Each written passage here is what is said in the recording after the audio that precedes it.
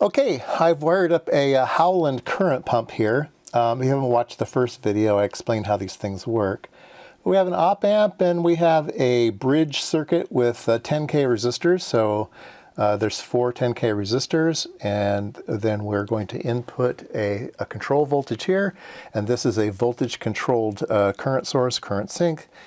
And we will be monitoring the current here. Right now we have 0.3 microamps at, can you see it over there? 0 volts. So this is where I'm going to control the voltage. So that's what we have at 0 volts input. Let me change it to 1 volt input. Let's see here. So 1 volt in gives us 100 microamps, 2 volts, 3 volts, 4 volts, 5 volts, 6 volts, 7 volts. And so we can get everything up to, let's see here, 10 volts in. 10 volts in will give us a 1 milliamp. 1 milliamp. So there you go. It is working. Now if I put in a negative voltage, we get out negative current. So negative. So it is a bidirectional or bipolar, I guess, bipolar current source sink. I think that's why they call it a pump. Correct me if I'm wrong. But yeah, there we go. At 0 volts, we have 0 milliamps. And 1, 2, 3, 4. And at plus voltages, 1, 2, 3, 4. So it's working pretty good. Now, one of the downsides to this circuit is the matching of the 4 resistors, okay? So these are just 10Ks I just had laying around. I went to the store and I bought some 0.1 precision resistors. So let's see here, which ones are the 10Ks? Yeah, the big ones are the 10Ks. So let me pull out some of these resistors and I'll replace the ones I have with some 0.1%. These are probably 5%, and see if our circuit looks better. All right, so I've put in these expensive resistors, 0.1%, and let's take a look at the accuracy now. Let's see, go back to 0. Oh, 0, 0. 1, 2, 3, 4, 5, 6. Yeah, much more accurate, right? If I go to -6, very nice. So the values of the resistors that you choose, -1, -2, -3,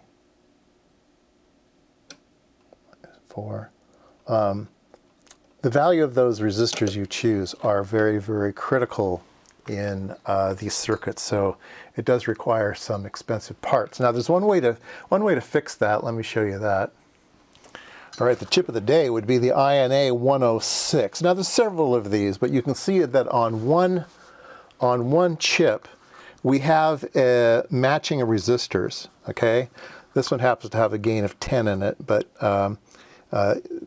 that would be okay, depending on what you're looking for. But I think there are some that have matched 10K. If I'm wrong, tell me. But I think there's an IMSAI 105. Yeah, I don't remember. Anyway, you can see that the resistors are on here, and these are laser trimmed to be very accurate. So you could use a circuit like that. It says the gain is accurate to 0.025%. So that's probably the accuracy of these resistors plus some of the offset of the op amp. But yeah, that would be one way to go. All right, so let's talk about a couple other things. Here's another one, improved Howland with trim. So you can see here that we've got a resistive divider here. So instead of taking the output from the plus, we're taking it through a 100K resistor. And then we have a trim pot over here to balance things out. There's a whole bunch of different ways to do the fancy version. Here's one that's using an INA 592 that has the built-in resistors, but it also uses a op amp to buffer the feedback.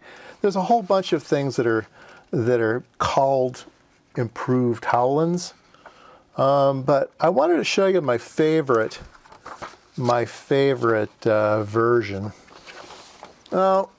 Before we get to that one, here's another one where you're monitoring the current through a resistor and then feeding that back into the op amp. So this one's super basic.